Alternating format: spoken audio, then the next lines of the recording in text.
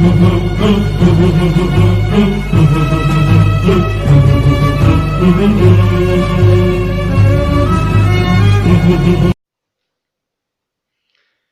بالله من الشيطان اللعين الرجيم. بسم الله الرحمن الرحيم.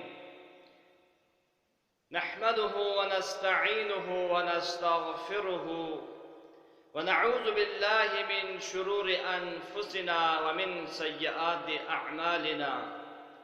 من يهد الله فلا مضل له ومن يضلل فلا هادي له. أما بعد، فقد قال رسول الله صلى الله عليه وآله وسلم: يغفر لصاحب الأضحية عند أول قطرة تقطر من دمها. ناظرین کرام، سب سے پہلے اب تمام عزیزوں کی خدمت میں عید سعید قربان کی مناسبت سے ہدیہ تبریک عرض کرنا چاہتا ہوں، اور اسی حوالے سے پیغمبر گرامی اسلام کا ایک بہترین حدیث آپ لوگوں کی خدمت میں عرض ہو چکا، اور اسی حوالے سے کچھ گفتگو کر کے آپ لوگوں کی زحمت تمام کروں گا۔ تو پیغمبر گرامی اسلام قربانی کی اہمیت کو بیان کرتے ہوئے ارشاد فرماتے ہیں: یغفر لصاحب الاضحیہ، یعنی صاحب قربانی کی مغفرت کی جائے گی، یعنی جو شخص قربانی کرے گا اس کو بخش دیا جائے گا۔ کب؟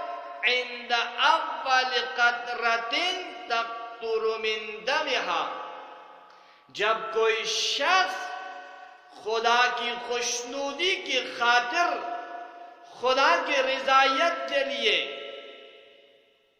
کسی جانور کو قربانی کی نیت سے جب کوئی ذبح کرے گا، تو جب اس حیوان کے خون سے جب پہلا قطرہ روئے زمین پر گرے گا، پروردگار متعال اس قربانی کرنے والے کے تمام گناہوں کو بخش دے گا۔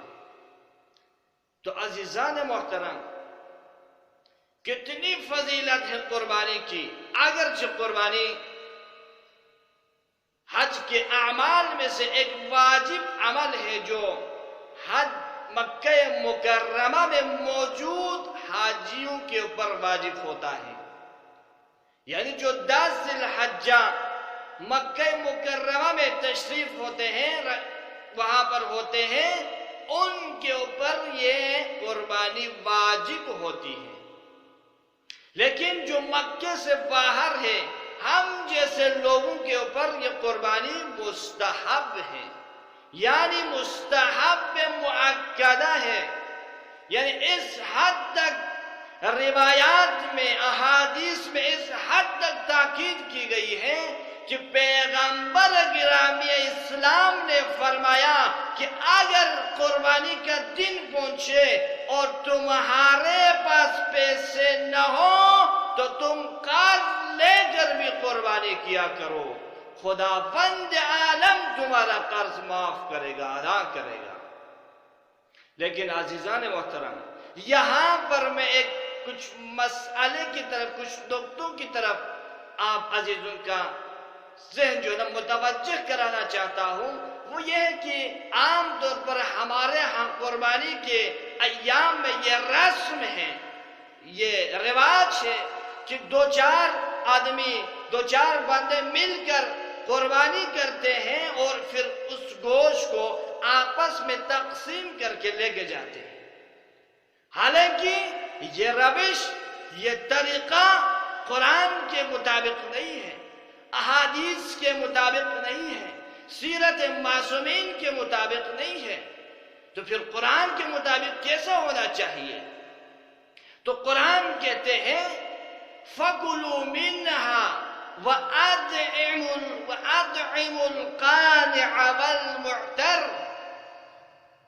قرآن کہتے ہیں کہ جب تم قربانی کرو تو تم اس میں سے خود بھی کھاؤ اور جو قناعت کرنے والے ہیں ان کو بھی کھلاؤ اور غریبوں کو بھی کھلاؤ۔